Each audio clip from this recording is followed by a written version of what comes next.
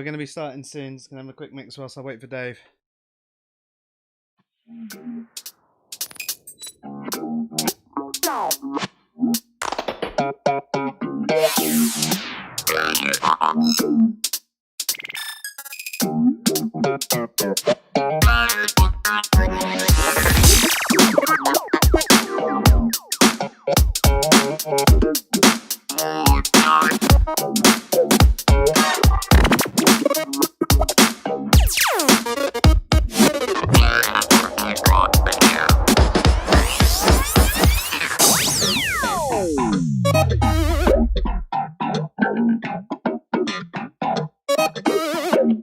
In funk, the central instrument is the bass.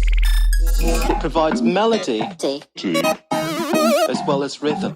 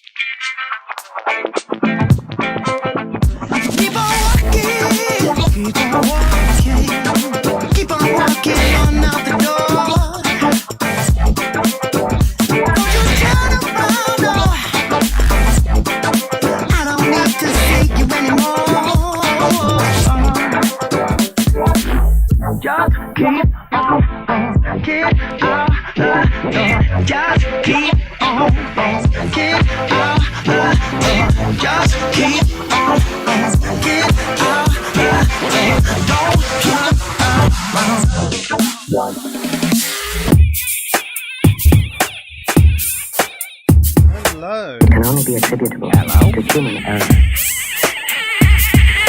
Can you hear me? Oh, I can hear you. Can you hear me? I can. Awesome. Let me just switch it so people can see us. Hello. Hello. Sorry, I'm a bit late. That's all right, dude. These things happen. I had a wine emergency. Hopefully, haven't destroyed my work laptop. I was in the process of moving everything over here, like keyboard and mouse stuff, and inadvertently knocked my wine over absolutely everything. Destroyed the only clean carpet in the house as well. So yeah, I'll find out tomorrow if everything. You're gonna be killed. Yeah. But yeah, it is what it is. I can't really complain too much because, I'm here doing a stream with you. I still got a little bit of wine left. I was supposed to only have one glass. The fact that I knocked one over means that I can only have one glass. So. Oh. Have you been anyway? Yeah, not too bad. I'm feeling much better now. Oh, excellent. I'm glad. Still a bit bunged up, as you can hear. You don't sound that bad, dude. Ah, nice one. Coming through perfectly clear too. Nice one. Awesome. So I suppose we should get on with the stream for the night then. And tonight we're discussing power, but not just power. Are we, Dave? It's a specific sort of power. Yeah. It's power in the sense of the ability to shape the conversation. So, what do you mean by that? Oh, there you go. Sorry, you'd frozen for a second there. Oh, really? Oh, yeah. I do apologize. Yeah. So, what do you mean by that specifically? Well, if we consider something like a Facebook group for, say, Trump fans. Yep. They can, or like a conspiracy or flat earth type group on Facebook, they can control the kind of information that not only gets put in there, but also gets discussed. Any opposing views they can remove, or they can say, you're welcome to come in here and dispute us, but you can't behave in such and such a way. And say you can't present scientific evidence. It must be based so and so. So they control the conversation and they shape the way discussion is held. So they have the power to create the information flow. I suppose you could even say that we do the same in our group. We say, you're allowed to make whatever argument you like, but you need to give it some form of support for the argument. So you don't necessarily need to provide scientific evidence, but you need to support your argument in a logical manner. Exactly. It's a little different when it's institutional. If I kind of start from the beginning, it sort of follows on from what Martin was discussing last week with regards to power. So I'll go over a little bit of the same thing, but in a slightly different, detailed way. When it comes to power, most people see one dimension of power. They think of the idea of some person or group who is able to create obedience in another person or group. Does that make sense? Yeah, yeah. Um, so it could be considered power could be considered a relationship between and among groups and or individuals. And while there are different arguments about what power is, we're probably best not focusing on all of them tonight. Yeah. So we'll focus on a couple of basics and move into the one that we want to discuss. Okay. So last week, Martin mentioned Dahl, who has a formula which goes like this: A has power over B to the extent that A can get B to do something that B would not otherwise do. Right. And he calls it an intuitive idea of power, which it would be because that's mostly how people see it. We mostly see the robber demanding money has power over, the one who's being robbed. Mm-hmm. And that comes from a 1957 paper that he wrote. Um, so it's a relation between the power holder and the one who is being made to be obedient. So it's relational, and Dahl's definition could be considered confrontational Yeah. because, yeah, it comes out of a form of confrontation. Max, oops, sorry. No, no, no. Just saying. So from that, I mean, you could even say within the work environment. Obviously, you might have your set duties that you're supposed to perform, but you might have someone that gets you to do extra duties. So it's not necessarily as much of a bad one as being robbed or whatever, but actually, someone within the work environment is getting you to do something that you wouldn't usually do. Therefore, they have a form of power over you, using that sort of analogy. That's right. A manager could force you to do overtime when you have better things to do at the weekend, but use a form of, well, if you don't do this, if you don't scratch my back, I won't scratch yours. You won't get the next holiday unless you do, that kind of thing. Mm-hmm. So as Dahl puts it, it's the power to get you to do something that you wouldn't normally do, like you say. Yeah. Max Weber kind of refines that a little bit. In 1967, he wrote a paper and he redefined it in the sense of the probability that one actor within a social relationship will be in a position to carry out his own will despite resistance. So it's Right. pretty much the same thing. But almost the reverse as well, isn't it? If you're carrying out your own will, it's almost if going back to the work example, you manage to convince your boss to give you time off, even though you've used all your allotted days or something like that. Your will is to have that extra day off, and in that way, the boss shouldn't let you do it, but you've somehow convinced him, and that could almost be a form of power over your boss in that instance. Oh, yes, definitely. And of course, it works in the reverse too. Like, say you say, I'm not doing that overtime, and your boss says, well, you are, or you're fired. They have the power to make you do what you don't want to do, even though you're saying, no, I don't want to do it.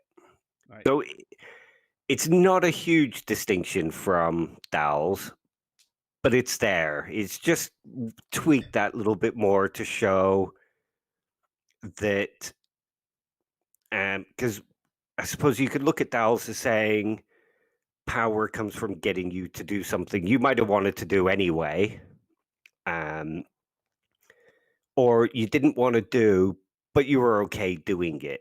Um, but this says, even with resistance.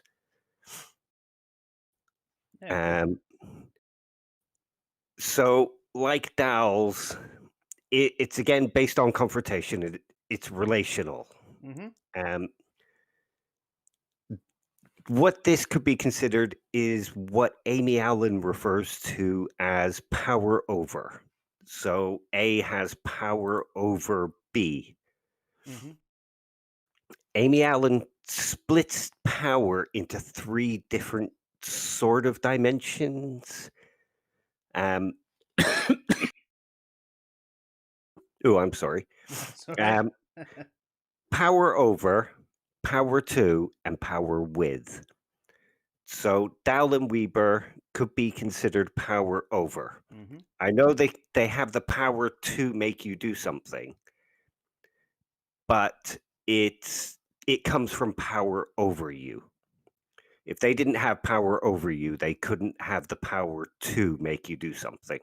So, what's an example of power to without the power over? Um, okay, so you walk into a Pizza Hut and you want a burger, but all they sell is pizzas. They've limited your choice. Do you see what I mean? I know it's a terribly stupid and simple example, but it gets it shows. Yeah, Um, fair. a better example would be in the workplace. Your boss doesn't allow unionization, so they don't allow posters to be put up. Mm-hmm. And they say anybody who's caught talking about unionizing stands the chance of losing their job. So they have the power to shape the conversation within that kind of environment. And they don't necessarily have power over you because you could quit and you could start unionization from outside. Mm-hmm. But while they're in there, the conversation is being shaped in a particular way. Think of Amazon or Elon Musk's company. Does that make sense? Yeah, definitely. I'm with you. Um, so, like I say, Dahl and Weber fall into power over. Mm-hmm. Now, there's a paper from 1962 written by Backrack, I hope I'm saying that right, and Baratz, and it Almost sounds like discusses. Burt Bacharach. It does, yeah. I'm guessing that's his name. I probably should have looked up how to pronounce it, but I'm pretty sure that's it. And they discussed power in the form of the institution, power to shape how things are done. Like I say, in the case of Elon Musk or Amazon, it's unionization. In, say, a school environment, the teacher picks the curriculum or the head picks the curriculum. Mm-hmm. So they have the power to shape how young people see the world. Mm. Yeah.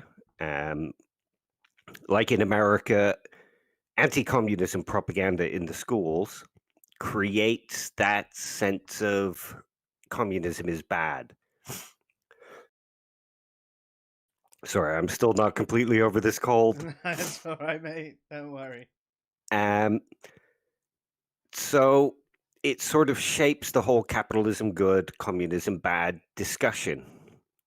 And even though the people might not see it, their subjectivity is being shaped.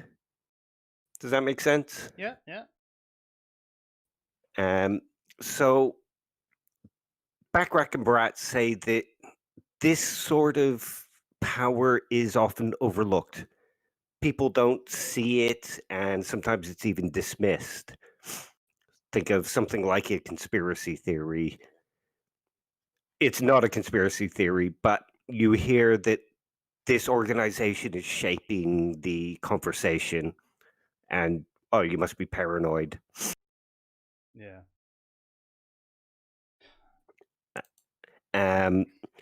The dismissal itself can even come from that institutional power Mm-hmm.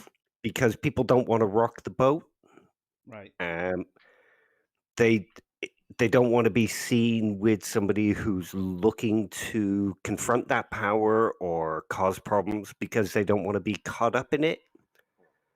So they dismiss even the idea that it exists. Mm. I know it sounds a bit strange, but think of somewhere like Amazon where everybody knows that you will be punished for unionizing. Mm-hmm. They're not going to want to be seen around anybody. Yeah. Yeah. Yeah. Okay. Yeah. Fair. Yeah. So again, it shapes the conversation. They also are what they basically argue is that power is exercised when A participates in making the decisions that affect B. So if the bosses are anti-union, they make the decision not to unionize, and to clamp down on any unionization, and that means that workers can't fight for their rights. Yeah. Yeah. Yeah. I'm with you. Think of something like Trump now as well, Mm-hmm. cutting down the post office, Yeah. removing the post office boxes. He's shaping the way people can vote, Yeah. kind of rigging it in his favor, even if people dismiss that. He's making choices that affect how they can control their own lives. Yeah. Yeah. Definitely. Yeah. Yeah. That's an interesting one, actually. Yeah. And it's sort of happening in this country with the COVID Mm-hmm. testing in particular places,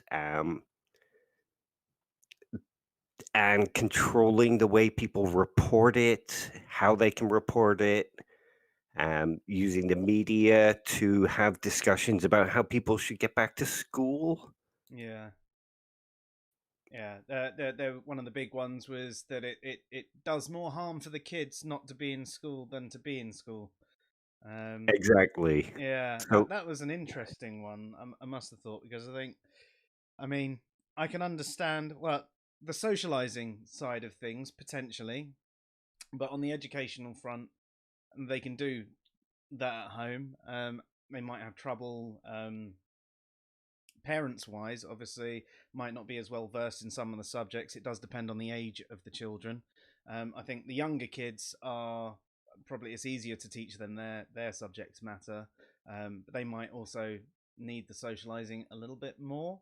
But if you did group classrooms and everybody still had those hangouts, um, then yeah. Uh, yeah. but then the little ones obviously struggle to. Oh, hey, Josh. The little ones struggle to. I forgot what I was going to say. I was That's distracted by right. saying hello. Well, you raise an interesting one there, actually, with schools. Here's another form of that. Something that's popular in Christian communities in America is homeschooling. Yes. So they can control what that child learns. Ooh, evolution, no, it's false. Yeah. So they have the power to shape the way that conversation goes and shape the way the person thinks, their children think, and they can make them anti-science, that kind of stuff. So that's Hmm. how that kind of power works.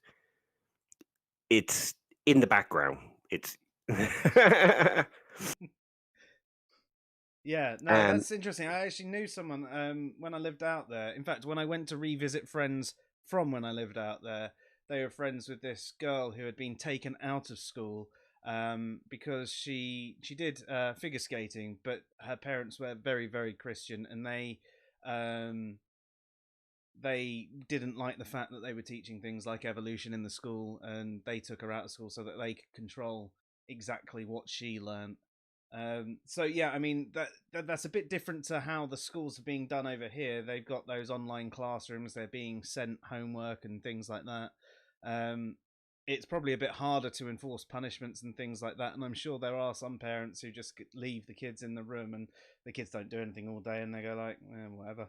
Um, yeah, so then there are obvious problems with the whole homeschooling thing, and obviously if the parents are at home, it means at least one adult needs to be at home um, with them, again depending on the age, which then means that there's at least one person who is out of work if the other one can work. I'm quite lucky in the sense that I can work from home. Ivy's a bit young to look after at the same time as working, but she was a couple of years older. It would be actually quite easy for me to do my job around her and around her naps. I'm very lucky because I've got a data based job. whereas other people, it's a lot more difficult. And I do understand the impact that things can have on the economy. Um, yeah, it's a tough one with COVID, though, isn't it? Really, there's so many different factors and so many different things that it can affect, and it is really hard to know what the best thing to do is. I almost think that they should have done from the start. They should have got the whole world on board and gone right, full on lockdown. No one's allowed out unless they're delivering groceries or something like that. They're the only sort of people who are allowed out. Whole month. There you go. Lock it down. No one's allowed to visit anyone, and I feel that we'd be in a much better state around the entire world. And it's almost too late to do that now. I think there are too many people who have it who may be asymptomatic and etc. Oh yeah, definitely. And of course, the conversations that the MPs have and the rules that they enforce have the power to shape how you can respond to it. Yeah, this is true. Josh just raised a question. Actually, he says, "How would you categorize the fact that Christianity puts persecution on a pedestal?" In terms of what? Like Uh, it with regards to power?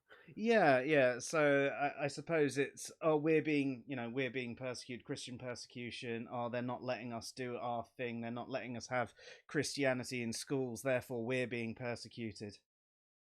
Yeah, that's kind of a response to the power to that they see and the power over that they see falsely, but what they think is happening to them. Mm, Um, it like it's not an actual form of power that they're exercising when they say we're being persecuted, but they're responding to perceptions of other people shaping their power. so he says, it's sort of like a way of controlling people, in a way. It can be, because the pastors who Mm-hmm. are creating that conversation and using that to reinforce their own power base. Mm-hmm.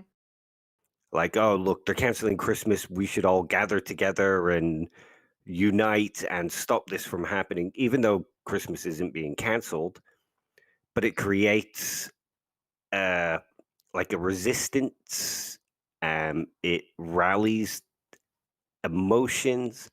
So it's the pastors having the power to shape that conversation Yeah. because the Christians won't listen to people who say it's not happening because they think they're just trying to hide the persecution. Yeah, and he raises another one as well. They almost use it as a form of validation. I told you they said we were gonna. Sorry, I'll say that again. I told you they were going to say we were crazy, and it sort of validates their permission by saying, yeah, they're clearly going to say. I suppose conspiracy theorists do the same thing as well, don't they? They go, yeah, I told you the scientists were going to say we're wrong. It's all a Yeah, big conspiracy. It's that sort of controlling the narrative, isn't it? exactly. And that gives them it sort of gives them power over, but not in the sense that the confrontational aspect of it does. It they're controlling the conversation gives them power to make other people do things. Mm. Even if they don't see it happening to themselves, that shaping of the narrative has happened Hmm. and has, made that, say, the pastor be able to make those Christians do something that they might not otherwise have done. Hmm. Um, so that's basically what power two is. A really extreme example of it is the Ministry of Truth in Orwell's 1984? It's one of the ones I've always meant to read but haven't actually read yet. So no. Well, okay. Well, they have a thing called newspeak, and Hmm. that is that they redefine what words mean and what words are acceptable. And by redefining what the words mean and what the people can actually say, what words are acceptable, they shape all the conversations and shape how those people see the world. and ultimately have power over them because they're creating a kind of subjectivity, Mm. one that is reliant on language, and so people can't really truly express themselves. That's like a really extreme example, though. Well, I mean, we could use one. I mean, that we've both read, which is Brave New World. I don't know if you've Yes. been watching the TV series either. I watched the first episode and I wasn't particularly keen, to be honest. Oh, It it's was very different. okay, but it didn't feel Brave New World. They've modernized it. It is very different, but they've got certain bits in it that are the same. I've still really been enjoying it. You're right though; it doesn't feel as good as the book. I suppose it's like the thing with the Disney remakes, though. If it had been exactly the same, you'd be like, nothing new there. And if it was a completely, when they've done things differently, you're like, oh, well, it's not the same. It's hard to know what would be best in that situation. Although I don't think there's ever been um, a movie or TV show of Brave New World before. There Has has there? from the 80s. Oh, there has. Oh, I might have to check Yeah. that one out. Was it a bit more true to the books? Yeah, a lot more. And one thing that I didn't like about this new one, at least in the first episode, is it didn't really capture the points that Huxley was trying to make. Mm. It had some of the aesthetics and some of the atmosphere, but it missed some of the points. Yeah, it doesn't really explain how people are engineered to be a certain way and how people are conditioned. There's a few nods to, well, they're just responding to their conditioning.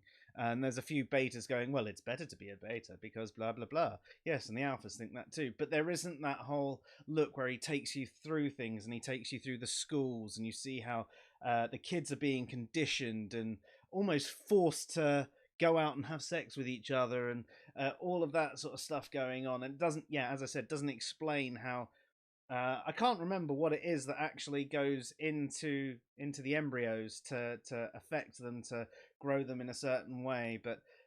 Also, the epsilons seem almost a little bit too switched on in it. I don't know if you got to meet any of them, but yeah, you're right. But anyway, to the point, this is to do with the power to control people.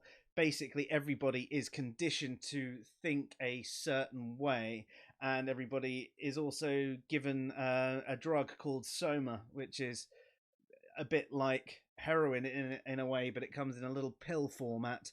And anytime anyone feels a little bit upset about anything, their levels are off. They just pop another one, and they might have different colors for different strengths, etc.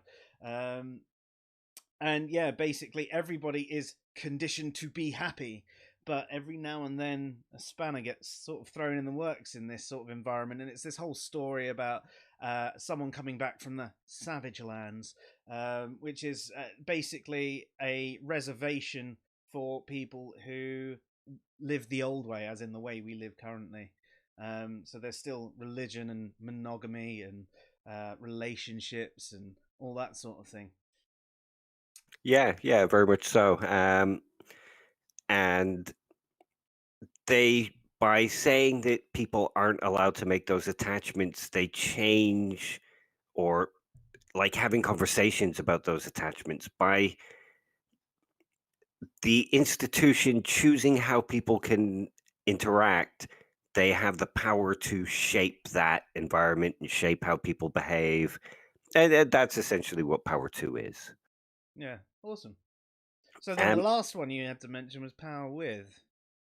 well, that's Hannah Arendt. Right. And that's unionization. Mm-hmm. So if the people with Power 2 shape the conversation where unionization isn't allowed, it stops Power With.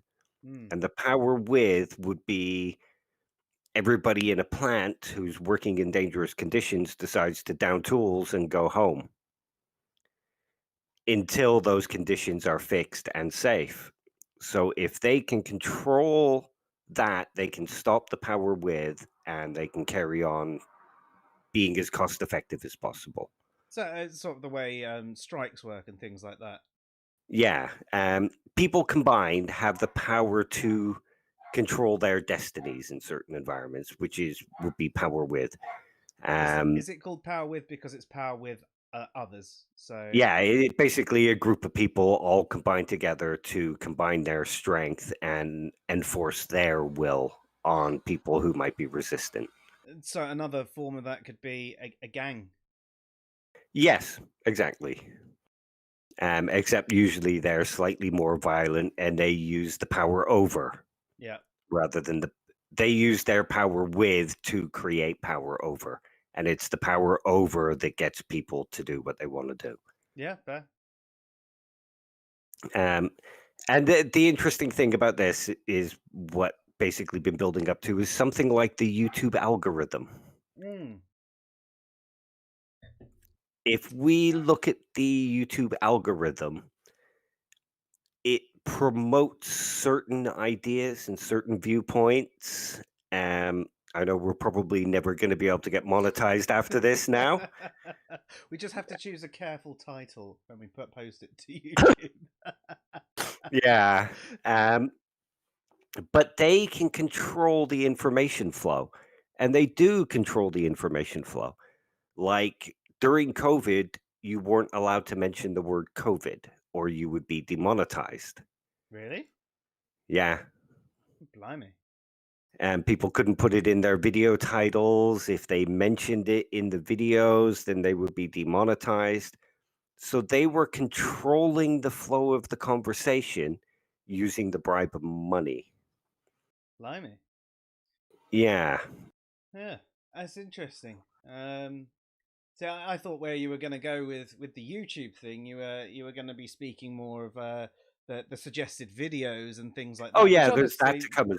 would include to it. But you're actually, yeah. So the rules and regulations that they actually put in place, there are certain things you can and can't say. So it probably does mean that they've got an algorithm there that if you ever say the words YouTube, that someone might actually get an alert to check your video and make sure you're not saying anything that's slagging them off. Exactly. Well, But the suggested videos thing is also another example. If you consider, say, the alt-right pipeline now, mm-hmm. now I watch a lot of leftist content like Philosophy Tube, Thought Slime, and a few others. And when you watch them, you'll notice Steven Crowder videos coming in or Black Pigeon Speaks when he was still around. You would notice counters to the leftist content you were watching. Mm-hmm. So people would move, say, maybe click that reactionary content without knowing what it is, and that would shape them towards that way. I don't know if the same happens in reverse, where leftist content gets promoted if you watch a lot of alt-right YouTube, because I don't watch a lot of alt-right YouTube, obviously. Well, if Um, any of our listeners out there do tend to watch a lot of right-leaning or center-leaning stuff, do you find that you're suddenly put in either to the left or to the right or whatever isn't your position? Do you find that your position is counted by the YouTube algorithm, or is it only the left that get put onto the right? Let us know. If you don't let us know in the stream, that's fine. Just either DM us on Twitter or Facebook or email admin@answersinreason.com. That's answers-in-reason.com. but yeah, I mean, like you say, the suggested YouTube things can be used as a form of power too. And I think it's probably being used that way, I guess. I don't know. Um, but it is one way it could be used. And the threat of demonetization Mm-hmm. is also one that can be used to shape how the conversation goes, because a lot of people rely on YouTube for whatever reason, like Mm-hmm. say extra money or they make their careers out of it. And hence the introduction of something like Patreon. Mm-hmm. People were getting demonetized, so Patreon jumped on that. People give money to whoever they think deserves it. Mm-hmm. But YouTube can still, for those who aren't good enough to get a lot of Patreons, they rely on that Mm-hmm. YouTube monetization. So YouTube can shape the kind of discussions that they can have. Family friendly, advertising friendly, profit friendly. Of course, you could choose not to go with the monetization and still have some sense. But the YouTube algorithm, and this happened to a YouTuber called Thought Slime recently, Right. just as an easy example. He made a criticism of Steven Crowder, who was bullying another online journalist, and Thought Slime's video got false flagged for bullying. What? Yeah, a lot of alt-righters and right-leaning people who were fans of Steven Crowder decided to take down the criticism of Steven Crowder by reporting it for bullying. And because of the way YouTube's algorithm works, there's nobody who vets these. It just goes, oh, this has had X amount of complaints for bullying, therefore it must be bullying. Let's remove the video. Right. Yeah, I mean, I've heard lots of people complain on Twitter about their videos being reported and the content, not being anything negative, and it's just trolls, etc., or people that don't like them doing it. So yeah, and the contesting process is awful. Sometimes they don't get the video reviewed at all, and yeah. So that gives the alt-righters the power to shape leftist content. Does that make sense? Yeah, it definitely does. Um, and With that could be an example of both power with and power over, Yeah, using power to. yeah, the ultimate power. It kind of is, really.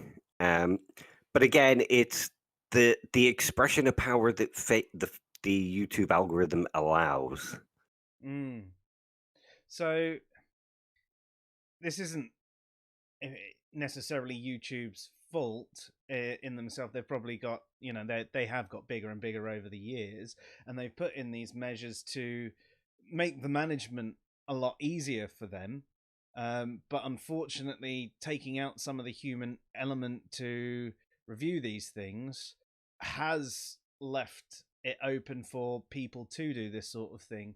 And essentially, it's a form of bullying in itself, really, if a group of people can get videos taken down that just because they disagree with them, rather than there's actually any real nasty content in it.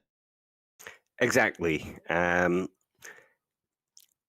It's it is bullying. It's saying if you discuss me in a way I don't like, my fans will have that removed. And as far as I know, with YouTube, if you have a certain amount of strikes against you for a certain amount of behaviors, your channel gets shut down.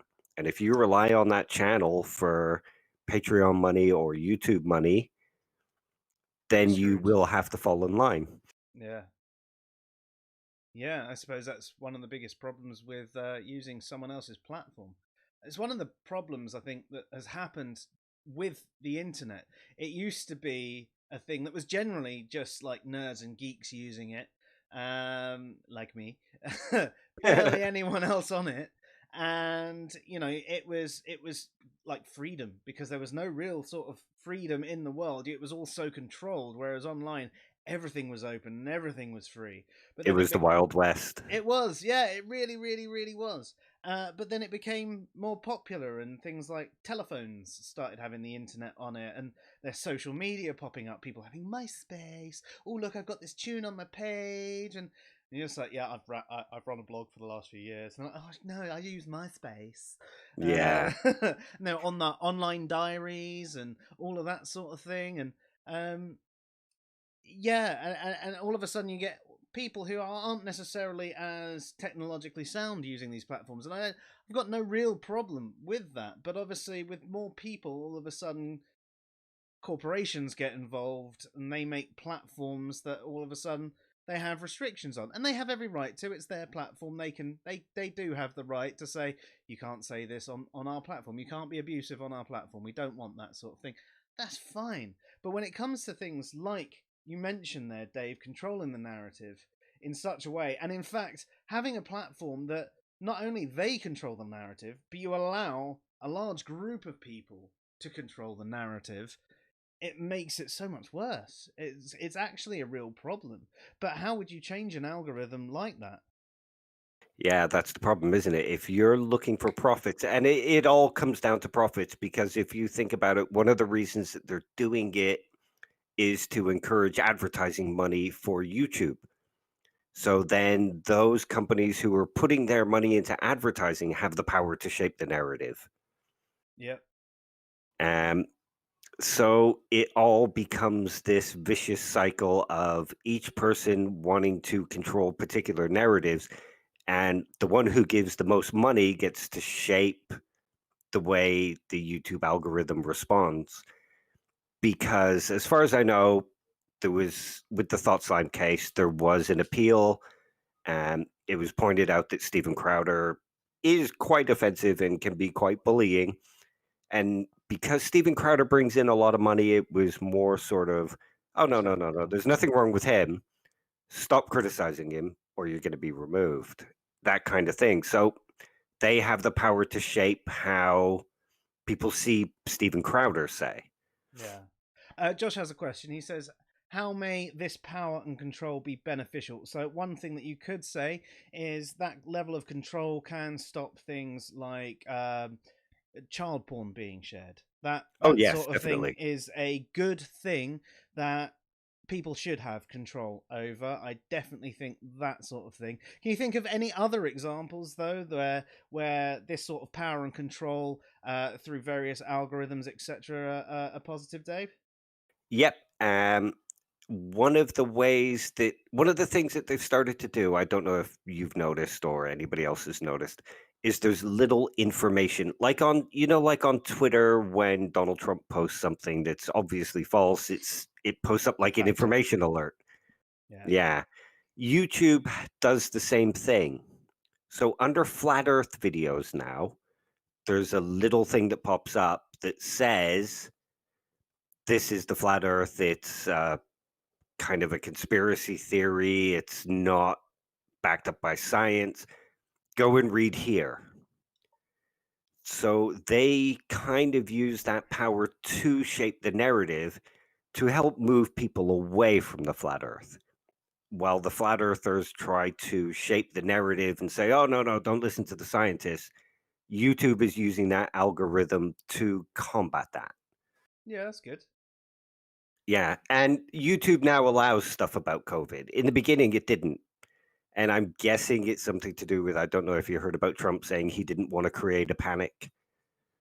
No, I didn't see that. Yeah, he withheld information apparently and didn't speak about certain things because he didn't want to create a panic. I don't buy it for a minute. I think he's just an idiot, but Yep. um, possibly that's why YouTube weren't doing it. But they allow it now. And under videos that speak about COVID, it gives a COVID information alert. So it allows them to shape the narrative. Or say anti-maskers. Yeah. When anti-maskers make a video, a COVID alert goes under one of their videos. Yeah, that's good. So there are some benefits to this control and power, as well as it potentially having negative side effects. So it depends largely on the money side of things, but also it is good that they're at least promoting decent science in that regard. Did you see the thing the other day as well? As we're on COVID and Trump, about him talking about herd mentality rather than herd Yeah, immunity. rather than herd immunity. I mean, he does have a herd mentality He behind does. him. He very Yeah, much does. And that is what is actually making things a hell of a lot worse in the COVID world, for at least in yeah. America. Yes. And here's another example, though, that's a good thing. If you think about Trump, from the very beginning, yeah, I know. From the very beginning, though, he started with his fake news narrative. Yes. Don't trust this. Don't trust that. Don't trust them. They lie. They lie. They lie. And people started believing it.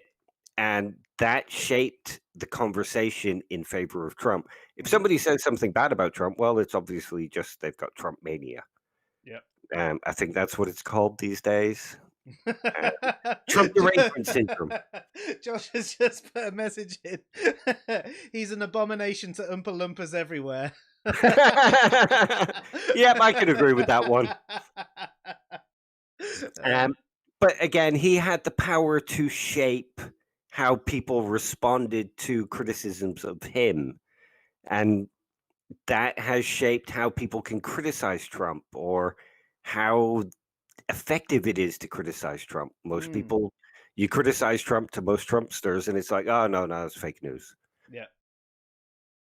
Um, and here's one that's sort of topical for what we normally speak about when it comes to atheism and religion.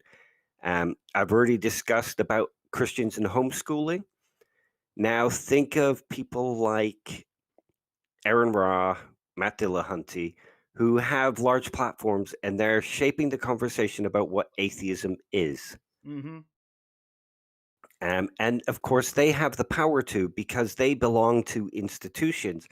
The atheist experience is quite a big, well known name, looked up to. It could be considered institutional within certain sectors of the atheist community who look to them for not guidance and inspiration, but look to them for information Mm-hmm. and trust them because they put themselves forward as this rational, truth seeking show. Yep. Um, so they promote lacktheism Mm-hmm. or the lack of belief. I don't mean it insulting when I say lacktheism. I just use that term to denote it from philosophical atheism. No, and this is one of the things that I find interesting when they get so offended by you saying lacktheism and lacktheist, because if they're saying that the A means without, which is the same as lack, so that is lack. So instead of atheism, it does translate to lacktheism. So they're not using it the A as not as in negation, as in God does not exist. So yeah, I don't know why they take such offense to that sort of thing, but perhaps it's because they are so tied into the word atheist that they find anything that can test that an issue. Yeah, I think so. To be honest, I think they take on atheism as some sort of representation of other things like rationality, logic. It says something about their smartness. So if they don't get called atheist, they're being denigrated. Yeah, and we see that quite often with those that are being prescriptive with the definition. They go, "Yeah, I understand there's different definitions, but everybody should use mine." And you Yeah, go, "Yeah, no, It doesn't matter that in philosophy I'd be an agnostic. I'm an atheist." yeah. Um, it's that And sort of thing. if you think back to Aaron Raw's recent blog post where he quoted, yeah, I'm sorry, I should have waited till you finished drinking. Like it was only a little sip. Hi. Um, But he's members of certain institutions, like what was it, American Atheists Yeah, Alliance? he's one of the directors of American Atheists. He's also in the Atheist Alliance of America as well. Or Yeah, one of those ones like that. Yeah. and they both define atheism as only a lack of belief, and he quoted those two organizations. So he shapes the narrative within the institution and then uses the institution to shape the narrative outside of the institution. But then also within that, he was quoting other things that defined it, saying atheism can mean this, this, this, this, and this. And he'd go, "See, I told you I'm right." And he'd focus on the one bit in it that it agreed with him. It's like the whole point of that conversation that we were having was the fact that atheism's polysemous, and you can use whichever one you want. These are the reasons we use this one, and that's why you use that one. And it's like, no, it's only a lack belief. Mine is the original and correct definition. And throughout his own article debunked himself. If you want to know more about that one, though, I've written an article summarizing that. In fact, a complete response to his article called "In Response to Ra's What Is Atheism." There are also 3 videos that we did with Chesh available on YouTube as well. So we did quite a lot there. That was probably about 9 hours worth of video in total, Yeah. wasn't it? So whether you prefer reading or watching, or read and watch both, I mean, see if you can notice any problems between the two. Definitely worth doing, but we'll move on from that one just for now. But again, because he has this sort of institutional power. I know a Hmm. lot of people say, "Oh, he has no power in the atheist community because there's no leaders." When people say that, yeah, exactly. There are people that look up to these people and take what they say as not gospel. That's not the right word, but they will say, well, that person is more respected than you, so therefore he knows what he's talking about. Or he's bigger in the community, so therefore he must know what he's talking about. Because there's this sort of idea where if you weren't right, you wouldn't get so big.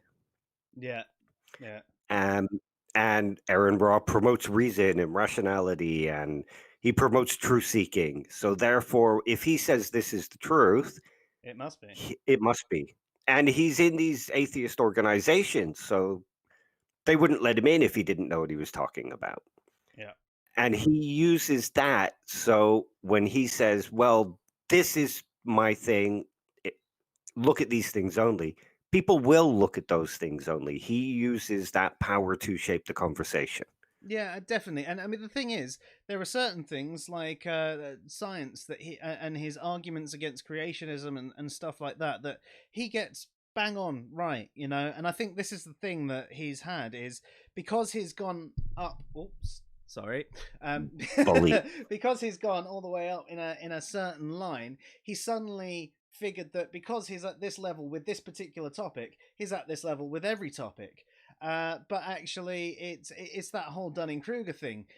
Because he's got this much confidence with this one, he's got that much confidence with them all. Except his knowledge is all the way down here, and he needs to realize how much he doesn't actually know about these topics. We even had that with that conversation the other day. I mean, Stephen Hawking is an amazing man, one of the most brilliant minds, or was an amazing man, one of the most brilliant minds that probably have ever existed on this planet. But he didn't like philosophy, but he hadn't really ever studied philosophy that much, as far as I know from everything that I've read on him. I mean, feel free to correct me if I'm wrong, but he made statements like philosophy is dead. So she took his word over ours, making philosophical statements herself. Yeah. And it's like, yeah, well, he's smarter than you. He knows more, so I'll take his word over you. And it's like, well, that is an argument from authority. And don't get me wrong, not every argument from authority is necessarily fallacious. You know, I would trust a plumber, especially if they had a good rating on those sites that the you rate your traders on, that he does know more than me about plumbing, because I know absolutely nothing more than turning my taps on and off. But I wouldn't necessarily trust him on the creation of the universe, uh, or something like that. And people do this with these leaders in particular fields, like Ra, who suddenly is making all these philosophical judgments and statements, and they're wrong. Yeah. Um, and like I say, that's the power too that they have. They can shape the narrative, and it can be kind of depressing. Another example, and one you'll relate to. Think of the statement, "Ridiculous beliefs deserve ridicule." Now that's yeah. Now that's popular within the atheist community, and it's really spread in certain Facebook groups, and I think Christopher Hitchens used to promote it. And if we look at how well revered Christopher Hitchens was and still is to some extent, Dawkins said it. I think Sam Harris might have said it. I can't remember. It's Um, even to the point where that statement's been used so much that one of the definitions of ridiculous in a dictionary has become something that is deserving of ridicule. yeah. Um, so those who said that shaped the conversation, and now what we see is a lot of atheists jumping into any conversation that they perceive might be about religion, might be about God, and spamming it with memes and saying, prove your God, prove your God, prove your God. You can't prove your God. You're irrational. And behaving kind of irrationally because they're just, if you say we're not talking about God, we're talking about something else, it might be on the periphery. they'll go, well, you have to prove you're God or you're a theist in disguise. We had this exact thing occur the other day, actually. Intrigued Feline, who, if you've seen her on Twitter, she's great. She's actually helped me edit a few of my articles. I've even made her an editor on the site to just help me edit them, because I'm dyslexic and my grammar and spelling is quite often poor. Although my last article, she said she only had to make a couple of tweaks to, which is brilliant. But Nice one. she asked us a couple of questions, and it was, oh, what was the actual one about? It was It asking. was, if you thought God wasn't necessary, would apatheism be a good fit to fall into? So what this followed on from was a discussion of various ontological positions that we'd been having. It'd come up in the streams and everything like that. So apatheism is someone that does not care whether God exists or not, and therefore doesn't really consider the proposition at all. It's sort of one of those withholding judgment positions, but so she was asking that particular statement, does it fit that one best? And we had a little discussion about it, and this guy suddenly jumps in with a meme. Yeah, you need to prove your God. And we're like, there's no conversation about proving God here. None of us actually believe in a God. She's an agnostic, and Dave and I are atheists. Well, you still need to prove your God. Yeah, and when I had him on mute, but I was clicking on a few of them, and when you were trying to tell him that it wasn't a discussion about God, he was like, well, I don't care. You're defending religious people.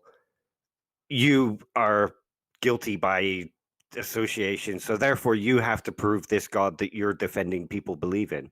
And nothing like that was going on. No. But this is one of the things that, I mean, I even spoke to him and said, this is one of the key negative behaviors that we see from new atheism. They're basically the fundamentalists of atheism. They're completely irrational in the same way YECs are. New atheism doesn't exist. Right? Would you like to prove that claim? I don't have to prove my games. Atheism asserts nothing. Okay, Yeah. so do you want to prove that claim? I'm not making claims. That's another claim. And if you look at Facebook groups and Facebook echo chambers and say Twitter echo chambers as a form of an institution in and of itself, like a mini one, and all of them have certain people that you see in each group passing information,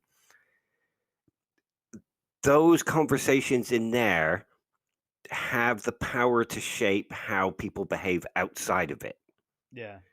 And it creates it sort of engineers the kind of conversations and responses that people will have outside, because they're repeating catchphrases. They're sort of giving off new atheist tropes, I guess might be one way of describing it. Mm-hmm.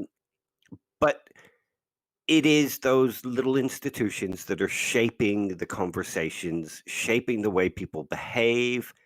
So the people that run those groups have the power to create how people respond. Yeah. We've just had, in fact, Josh asked a question a minute ago, but he just also said these live streams of my church. Hallelujah. That makes you the Pope. No, I haven't got a cool bubble car. I know. We need to get you an interesting hat as well. But his question earlier, though, was so we were speaking about Ra at the time, but it was how about the power people actually give him? It's enough to make rational people act irrationally.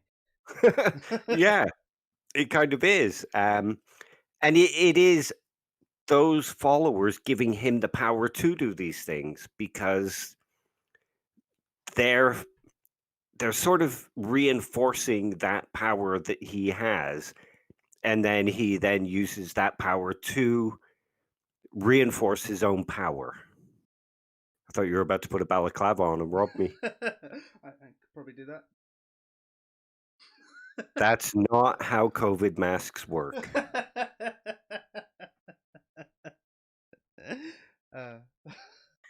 So yeah, that's basically. I thought it might be an interesting change to discuss something like how power works within these groups and how certain people and certain institutions like YouTube shape things. I mean, another example going back to YouTube, skepticism was really One popular for. second, one second. Before we do that, Josh has actually said something that is quite poignant in a way. The power people give him takes away his ability to change his mind as well. He might actually have wanted to turn around and agree with us that actually maybe the rock theist stance was ridiculous. I mean, there were plenty of people that were telling him it was stupid, but he had his little tribe telling him, yeah, you're right, yeah, implicit atheism, anything not a theist is definitely an atheist. Now, I don't think that's necessarily true in this case because he is trying to he's arguing for ideological reasons. He wants to increase his voting numbers. So if he can just actually say anyone that doesn't believe, or anything that doesn't believe in a god is an atheist, therefore, all of you people who don't identify as theists, you are atheists. That gives him that power. And I think he's genuinely arguing from an ideological standpoint. He has his conclusion in mind and finds everything that fits with it and ignores everything that disagrees with it, much in a way that creationists argue creation hasn't happened, let's see what fits with it. However, you could be right in what you're saying there, Josh, that there are probably some things that he might want to change his mind on. He might have gone, oh crap, maybe I am wrong about that. But so many people have bought into this narrative that if he was to turn around and go, oh, actually, maybe I was wrong, he's afraid that these people would drop him and move on to someone else. Oh yeah, that I absolutely agree. I think Josh raises a very good point there. Their power gives them the power to shape Aaron Ra's own responses, and then he uses his power that sort of as the leader of this little institution to reinforce that again and just keep symbiotically feeding that power structure. Mm. It actually goes back to something I said the other week. Remember what I said about ridiculous beliefs deserving ridicule being used as a form of policing within the atheist community as well. Mm-hmm. Yep. So people get this ridiculous beliefs deserve ridicule. I'm an atheist. I want to be in the atheist community. If I go against something that all these other atheists say, they might think I'm ridiculous, ridicule me, and I'll be out of the community. Mm-hmm. So it could be something similar to that going on where Aaron Ra loses the power to change the conversation. He can shape it in a way that it's already been molded, but he might not be able to change the conversation entirely. Yeah, I suppose that's similar in the way that I sometimes get called a theist troll for trying to explain epistemic justification. Trying to explain that there is more than just someone making a claim, having to prove it true. There's, supporting your position with rational reasoning. And they just don't even listen to that because that's another one they've had. The burden's on the claimant. The burden's on the claimant. You're right. The burden is on the claimant. It is. But there's more to it than that. Yeah. Any belief position, even the lack of belief, has a burden, but it's a burden of rationality. The Big Bang is the same sort of thing. It wasn't actually an explosion. It was a sensationalized headline that got people interested in the whole theory. And the burden of proof, again, it's one of those things that make people think, oh, well, the word proof is in there, so therefore it means you have to prove it true. No, you just have to prove your position rational if it's a belief position. Well, I mean, you could kind of narrow it down. A lot of them claim to be rational, so they're making the claim of rationality, so therefore they have to prove that claim by justifying their beliefs. Exactly, but they don't. No. And again, like you said, that's an example of little groups having the power to shape the conversation within the atheist community. And I know people say, well, the atheist community doesn't really exist, or there's no leaders, or there's no central authority. There kind of is. There's a kind of reinforcement of mythos, like going back to the conversation you were having the other day. I can't remember his name now. I'm sorry. I've got a cloudy head still. Tim O'Neill. Tim, that's it, Tim O'Neill, where he discussed certain myths within the atheist community, like the Library of Alexandria. Those are all reinforced within the communities because you have people going from group to group. You have memes that get shared around the groups. So while there might not be a central body, there is a sort of central informational kind of structure that goes around the people that hang around in these places. And those things shape the conversation. So meme makers have the power to shape the conversation. The admins of the groups could say no, but because they're concerned with criticizing Christianity and looking good and getting followers, they accept these and they become the norm and they shape the conversation. Yeah. Interesting. Memes as a form of power. They kind of are. Yeah, I need to make some more. I mean, it's why they're popular in the alt-right, because memes do have that kind of power. If you think of Britain First, they used Facebook to shape conversations and shape the popularity. And they would do it in sort of ubiquitous ways like, oh, look at this poor dog. He was abused. Click here to like and share. And then they would start getting Britain First memes in their thing. And people wouldn't pay that much attention, but they would take the information in. Actually, you saying that, this brings me back to an article that I wrote about tribalism, fundamentalist fanboys, and conspiracy theories, or something like that. And one of the focuses on it was David Wolf and how can anyone take him seriously. But if you actually followed what he did a similar sort of thing. He shares loads of like loving and hippy dippy sort of memes that seem like, yeah, cool, groovy guy, yeah, peace, love, da da da da da da da, anti-vaxxer meme, da da da da, oh, love, yeah, everything's great, da da da, the earth's flat, da da da, there's all this positive stuff going on, and then all of a sudden there's this thing in there, and you're like, well, you know, he can't be lying to me, man, he's such a cool, groovy guy, and he's almost built this attitude where, I mean, it's a sales technique.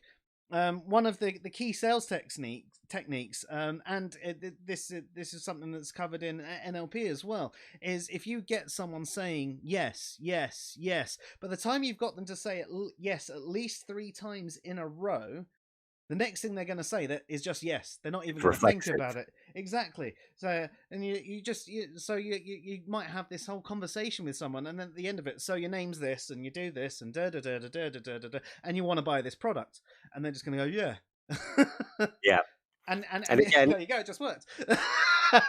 But again, that's the power too. Yeah. In a slightly more reduced idea. Yeah.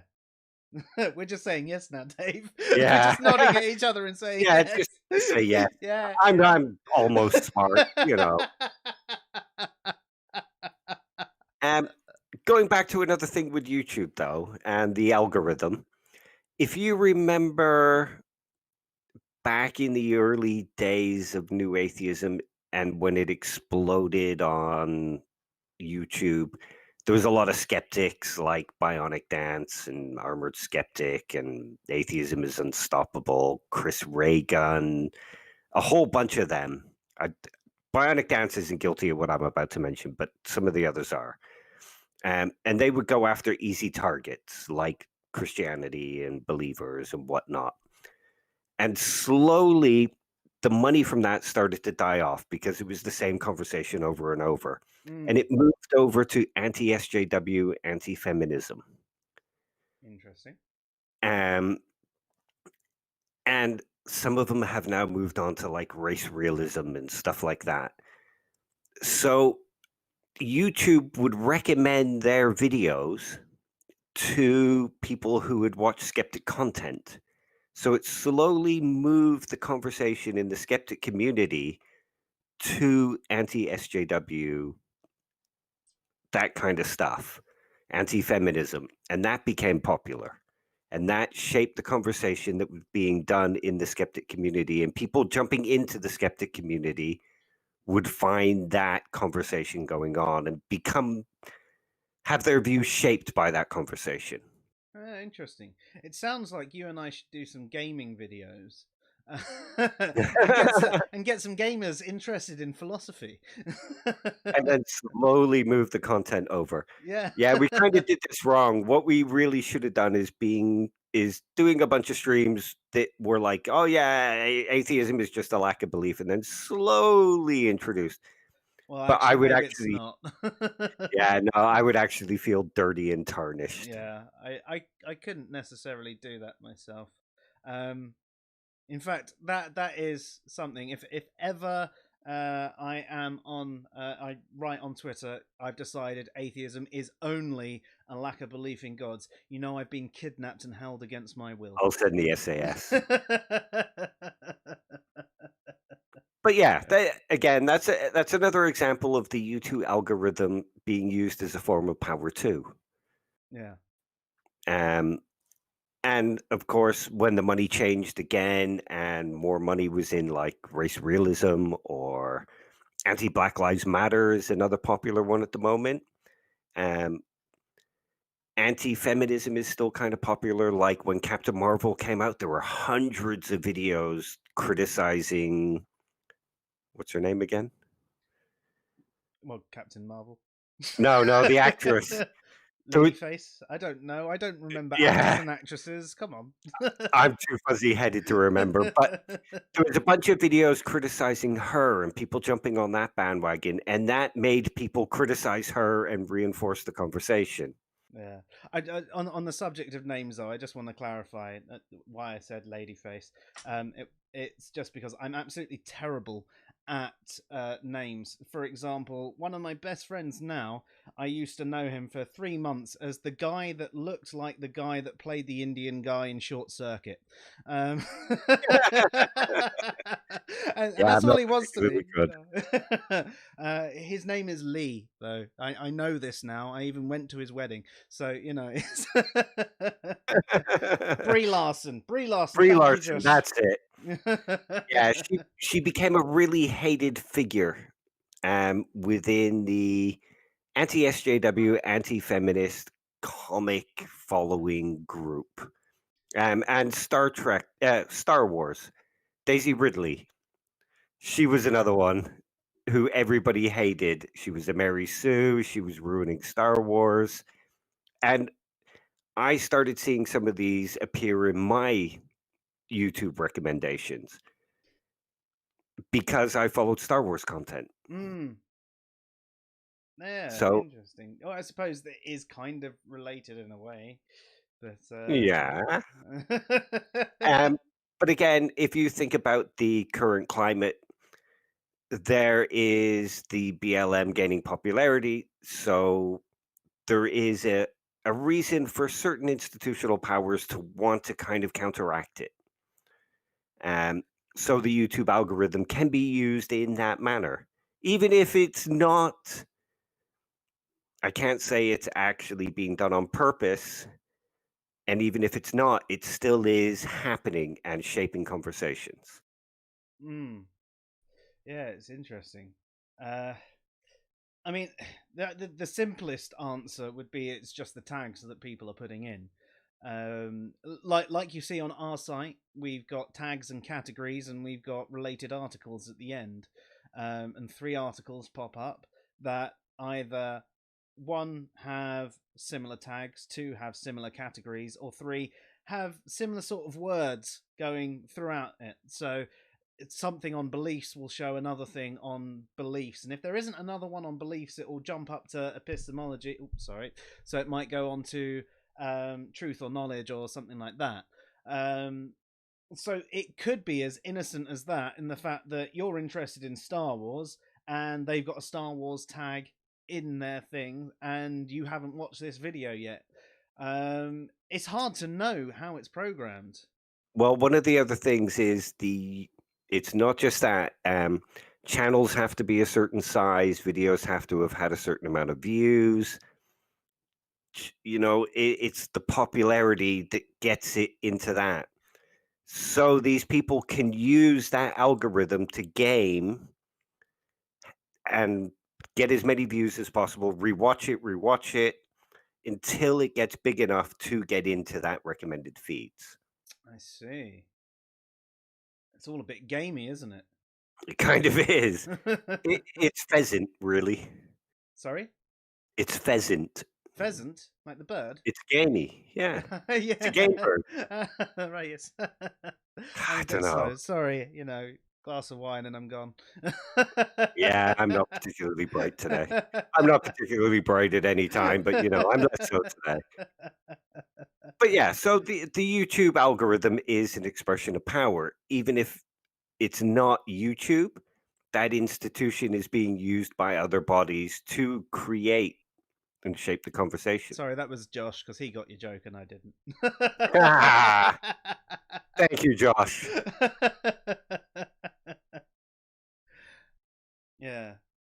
So yeah, it's an expression of power. It might not have been the intention of YouTube itself, but the platform that they have set up at least allows people to abuse the platform. Well, not necessarily even abuse it, I guess, but use it in a way that lets them control the narrative. And because YouTube is about the views, the hits, the money, which is a business, it's supposed to be at the end of the day, but that then they've got this massive following, and because you're interested in this thing that has this tiny little overlap here, you're suddenly told, hey, look at this, look at this, look at this. So it comes back. We need to find what the popular games are, Dave, and have some gaming sessions and actually see if we can handle, right, having a philosophical debate whilst we play a game. PewDiePie's got the gaming things kind of sewn up, so. Sorry? PewDiePie has the gaming community sewn up. I'm sure he does, but is he discussing the things we discuss? No, he discusses racism and being racist and things like that. And we're now about to get report bombed because you're not supposed to criticize PewDiePie. Are you not allowed to criticize him? Okay. No, not from his fans. Well, I don't think any of his fans are actually going to be watching us, though, are they? I don't know. I reckon some of them might just scan for anybody that says PewDiePie anywhere at any time. But yeah, and like we said, YouTube itself controls the conversation by threats of demonetization and saying what can and can't be said. But like was also mentioned, it is used in a good way too, because they have the power to insert the COVID notices, the flat earth notices, the fake information notices. Yeah. So it's kind of a double-edged sword. Yeah, it is. I suppose that's power in itself, though, isn't it? It is. Yeah, really. Power isn't necessarily a bad thing in and of itself. It's how it is expressed and how it is used that makes it good or bad. I mean, you can even think about kings of the past. There were kings that were very good to their people, and there were kings that were absolutely horrible to their people, and ended up having people revolt against them and behead them, etc. Yeah. And have you heard, what's the name of the platform now? Parla? No, not heard of that. That's a new version of YouTube, crossed with Twitter, but made specifically for free speech. And it's basically just where all the alt-right people go now. It's not very popular. Sargon of Akkad is there, and Atheism is Unstoppable, I think, and a few other liberals who are basically just right-leaning racists. Yeah, I mean, when it comes to America, even their furthest left are still quite centre. So... Yeah. Anything left of Trump is a commie these days. But I think like Tommy Robinson is on there and Britain First is on there as well. So it shows you what kind of platform it is. Right. It almost sounds like if I could get our stream to simulcast over there, it could be quite funny. The amount of hate we would get from these people. Yeah. So again, YouTube, in some ways, their algorithm has worked with the demonetization because it has moved some of the worst offenders off and onto another platform. Yeah. Yeah, that's fair enough. So, Well, like you said, power, it's not necessarily a bad thing.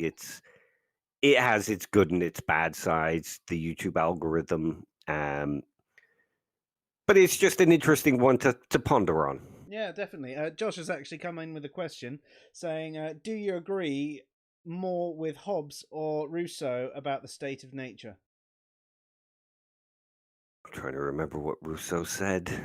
Um, I know Hobbes argued that it's better to be in a civilization because if we went back to a state of nature, we would lose everything that the civilization has achieved. And I'm in that kind of category. Yeah, fair. So the answer there was Hobbes, but we can't remember what Rousseau said. Josh, Yeah, Josh, do you remember what Rousseau said? You can let us know in the chat, and it'll pop up to us, and I'll read it out. I'm getting over a bad cold. My memory's not great. I even had to refresh my memory on the power stuff, so it shows you how bad I am. And we only did a stream about power last week. Yeah. That's fair enough. I mean, I was bedridden for 2-3 days, so Yeah, it's not good. can't expect much of me tonight. Yeah, I'm just glad you're back doing this. I really enjoy our conversations. I do. Yeah, I hope other people That's out why I there do. said you want to do one tonight. Yeah, yeah. I'm glad we're back at it, and hopefully we'll get into a habit of doing at least say Tuesday, Thursday quite regularly. Yeah. What's he saying? He's saying we were better off when we didn't own or claim anything. That was what Rousseau said. No, I'm not sure I agree with that. Yeah, Um, because without the rules. oh, yeah, owning a car is a good thing because it can get you from A to B, and if you're a doctor, it can help you save lives. If you're not allowed to own it and somebody else is allowed to come along and take it, you might not be able to get out and save the lives. There's certain things that shouldn't be owned, like public utilities, Water. water, healthcare systems should be a communal government run thing. Private companies shouldn't be allowed to own the right to whether or not we get better. Mm-hmm. Agreed. Um, but I think there is something to be said for private property and private ownership of certain things. As with everything, it comes down to a bit of a balance. Exactly. It's what lies in the median. Yeah, possibly more one way than another, but still that balance. Yeah. Yeah, cool. Um, yeah. Josh says I think he was talking about life before civilization. We had freedom. Um, Well, did yes, we? to a degree. It wasn't. I mean, this is going back to our podcast on freedom. Um, yeah, I mean, it depends how you're using freedom for one. Yeah. Um, you, in some respects, you were less free as well. Surely, Well, you couldn't get an education. no. You couldn't go to a hospital. You couldn't enjoy films or anything like that. You were free to masturbate in public, I guess. Poo anywhere you want. But other people were actually free to come along and steal your kill too. Yeah, yeah. I'm not sure. I'd definitely agree with that, but Yeah. yeah. I mean, freedom is, we still have it to quite a big degree. But in a civilization, you have to learn to live with other people. Yeah. And learning to live with other people helps us create a better world. Um, like I said, education, healthcare, that kind of stuff. It's better. Transport systems, the internet. Yeah.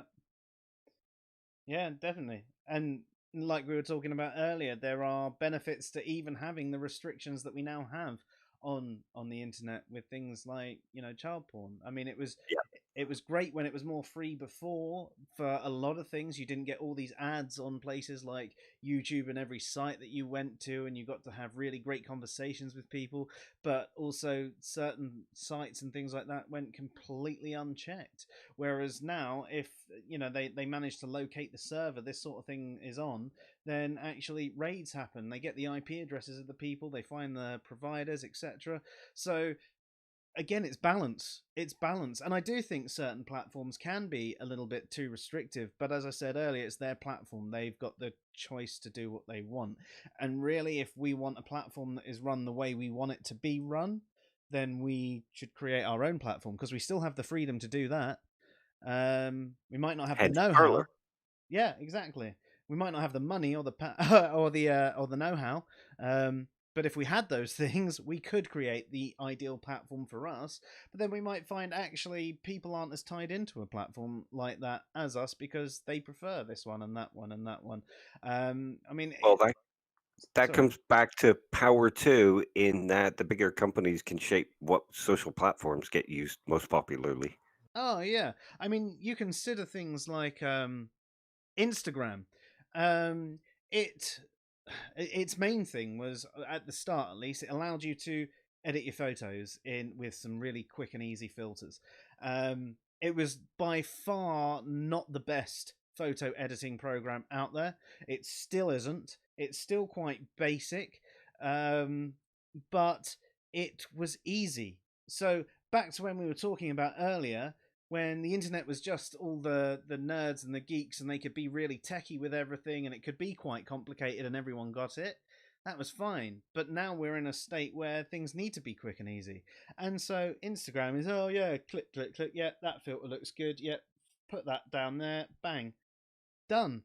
And that is why that one survived, and that's why Facebook ended up taking it over, because it was the most used. It wasn't the best, and if they'd taken on the best, it would have been too complicated for the average user. Yeah. So yeah, basically, I agree with Hobbes more than Rousseau. That was a massive tangent, wasn't Hi. it? I do People apologize. expect tangents from us. Yeah, they must do by now. I mean, especially if you've ever signed up to our Patreon page and listened to the unedited podcast. I mean, some of our conversations on the podcast are like an hour and a half, 2 hours long, and that's having me cut out about an hour of conversation at least. And sometimes we just I find the conversations interesting, but the reason I cut them out is because they're not necessarily relevant to the topic that we're discussing. I do sometimes leave some of it in there if it's particularly funny, but yeah, there's just big chunks I take out of it. Now, if you enjoy our tangents and things like that, I suggest go and sign up for tier 3 on our Patreon site. Because that gives you the unedited access to all of our podcasts. You get them long before anyone else does. That's patreon.com or patreon.com/answers in reason. Yeah. And listen to Josh. He says give us money, so you do it. Yeah. I mean, we're smart, kind of. We have the illusion of smartness. Yeah. Everything's an illusion anyway. Awesome. Is there anything else you think we need to cover on this topic tonight? No, not really. I think we've discussed several areas and got the core idea. And like I say, it's something different to the usual conversations. Yeah, definitely. It's as you say, it's something different to the stuff we usually discuss. I think that's what I like about doing these live streams. The sci-fi streams, they're a little bit different. They're a little bit more free flowing. When we do fresh air, we are discussing things that maybe that might not be the normal narrative within, say, the atheist community, for example. But they're still quite structured subjects. Whereas here we're trying to go with what's a bit more current and what people might be interested in, what we see going on around us, and it definitely gives me a different way to look at things and understand things, and hopefully it does you. If you do have any questions on tonight's conversation, then of course you can leave them in the comments wherever you are around the web, or you can DM us through Twitter, Answers in Reason, or on Facebook, Answers in Reason, or YouTube. yeah, YouTube, Answers in Reason, or our website, answers-in-reason.com, or email admin at answers-in-reason.com. There's a theme going here. Just look for Answers in Reason, and in fact, that's something you should do. Look for your answers in reason. Yep. And we've also got a couple of the topics that we're thinking of covering. And I can't remember what they are now, but we've been discussing a few. Yeah, we have. One of the ones that I'd like to do is fallacies, and it's how they're used, how they can be used by theists, how they're sometimes used by atheists. We want a balance in the conversation, because we don't want to just present the it's only theists or it's only atheists, because it's not. We're all guilty of doing them sometimes. Sometimes it's just because we haven't fully thought it through, or sometimes we've just, as we mentioned earlier, we look to Ra for what the answer is. That's an argument from authority. And also times when these things aren't actually fallacies themselves. So you consider the way history works. When you've got a mass consensus of what the evidence means, that is not an argument from authority fallacy. That is historians actually all looking at it separately and going, oh yeah, no, that does seem to indicate that this is the case. So yes, a lamb tagine. Yes, I would love one, Josh. Send it over. And another one I was thinking of, the auditing videos, where people go to like prisons and start filming, and yes. yeah, and just sort of discussing the philosophy around there, because I find some of them to be a little dishonest in the way they're presenting themselves. Yeah, And and that's a and sorry. on that subject, other people's videos as well. So we might do sort of a bit of a watch party, if you Yeah. will. We will take a video from a popular YouTuber, and it's not necessarily to try and insult them or anything like that. We're not looking to do that. What we're looking to do is actually go, how rational are they being with what they're saying? Does what they're saying actually make sense? There, again, as we were saying, with the sort of arguments from authority, there are certain YouTubers out there that make these claims of rationality and everything like that, and you've got atheists, say, following them, going, oh yeah, you're spot on, and they make ridiculous things like a rock falling on your head is the universe being immoral, and you're just like, Yeah. oh really? And they call themselves a philosopher, and you're like, oh Yeah. so So we got a few ideas coming up. and honestly, just we're not above reproach. If you want to contact us about anything, if you've got any critique, we are open to that. If you've got any ideas for any of the banners up here or stuff you can see down there within the videos, I mean, as you can see, we are quite new to doing the video thing, so we're trying to present things in the best way possible. So we are looking for different things. So any feedback that you have on what we're doing and the content we're presenting would be great. And yeah, if you got any ideas or you want us to check out a particular video and review it, Or you can blog post. yeah, blog posts or anything like that. We're up for it. We're looking to do. We want to give you guys something you want, and as long as it's got something to do with, I suppose, philosophy or science in some way, shape, or form, we're quite happy to do it. Yeah. And also, happy birthday, Josh. Yeah, happy birthday to you. I'm not singing, I'll break the camera. Happy birthday to you. Happy birthday, dear Joshua. Happy birthday to you. All right, make Mick Jagger.